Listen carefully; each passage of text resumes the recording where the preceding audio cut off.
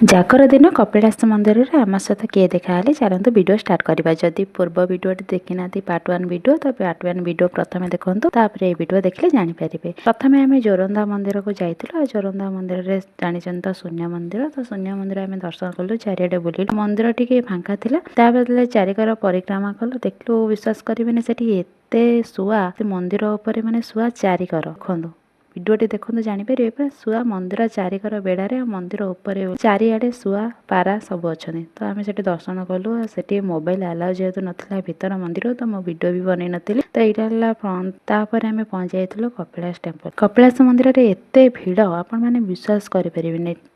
ଯାହା ଭାଗ୍ୟ ସେଦିନ ଭଲ ସେ ଦର୍ଶନ କରିଛନ୍ତି। ପୂର୍ବ ଦିନରୁ ଏତେ ଲାଇନ୍ ଲଗେଇଛନ୍ତି ଠାକୁରଙ୍କୁ ଦର୍ଶନ କରିବା ପାଇଁ। ଯେଉଁମାନେ ସକାଳୁ ଆସିଛନ୍ତି ସେମାନେ ଦର୍ଶନ କରିପାରିବେ, କିନ୍ତୁ ଯେଉଁମାନେ ପଛରେ ଆସିଛନ୍ତି ମାନେ ଲେଟ୍ରେ 10ଟା ପରେ କେବେ ବି ଦର୍ଶନ କରିପାରିବେନି, ଏତେ ଭିଡ଼। ତାର ବାଟରେ ଗଲାବେଳେ ଆମକୁ ପାଣି ବୋଟଲ ଯାଚୁଥିଲେ, ସମସ୍ତଙ୍କୁ ପାଣି ବୋଟଲ ସେଠି ମାଗଣାରେ ଯାଚୁଥିଲେ। ଠାକୁରଙ୍କ ଦର୍ଶନ ତ କରିପାରିଲୁନୁ, ଖାଲି ଦୀପ ଜାଳିକି ବାହାରେ ଆସିଲୁ। ତାପରେ ଆମ ସହିତ ଦେଖାହେଲେ ସାଗର ଭାଇ ଆଉ କବିତା ଭାଉଜ।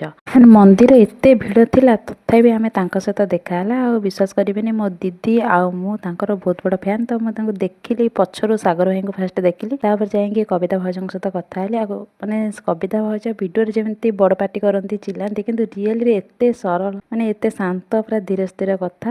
ତ ତାଙ୍କ ସହିତ ମିଶିଲୁ, ବହୁତ ସାରା କଥା ହେଲୁ। ତାପରେ ଏଠି କିଣାକିଣି କିଛି କଲୁ, ଫୁଲ ଗଛ, ପ୍ଲାଷ୍ଟିକ ଫୁଲ ଆଉ ଅରିଜିନାଲ ଗଛ ବି କିଛି ଆଣିଲୁ। ତୁମ ଭିଡ଼ିଓଟି ଭଲ ଲାଗେ ଲାଇକ୍, ସେୟାର, ସବସ୍କ୍ରାଇବ୍ କରିବା ପାଇଁ ଜମାରୁ ଭୁଲିବେନି, ପ୍ଲିଜ୍ ପ୍ଲିଜ୍ ପ୍ଲିଜ୍।